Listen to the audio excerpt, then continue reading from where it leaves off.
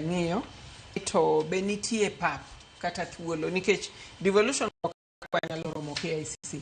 Koro onge devolution conference mosetime hall. Koro maduong' moloyo gima gikwongo ng'iyoga en ni to bende un gi pap ma kaka ipime iwacho ni nyaka wabed gi pap ka space maromo football pitches ariyo. Manyiso ni kama inyalo kete tent maduong' marumo, kama inyalo kete nikech en gibedo ga gi exhibition bende.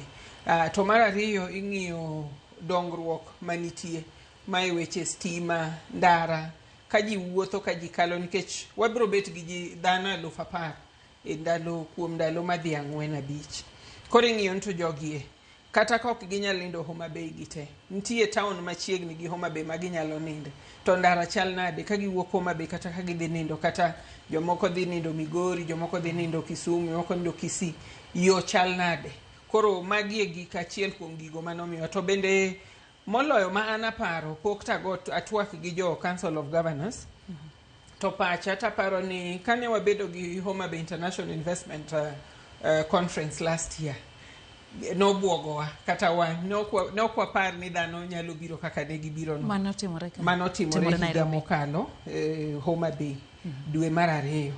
Koro mano nomiyo ni wan gi nyalo mar timo malich kama.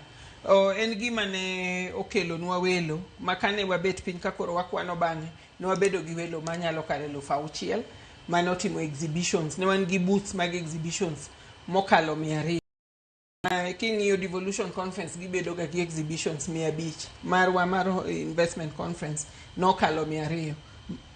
Manyiso ni kakoro ipimo wachako sudo kata ka koro ne bed ni wan nyithindo matindo koro wawe madho chak, wasechako chamo rabuon monywasi. Koro aparo ni magi gik mane ging'iyo gineno ni wan gi capacity kaka county mar rwako welo moromo welo mabire devolution conference.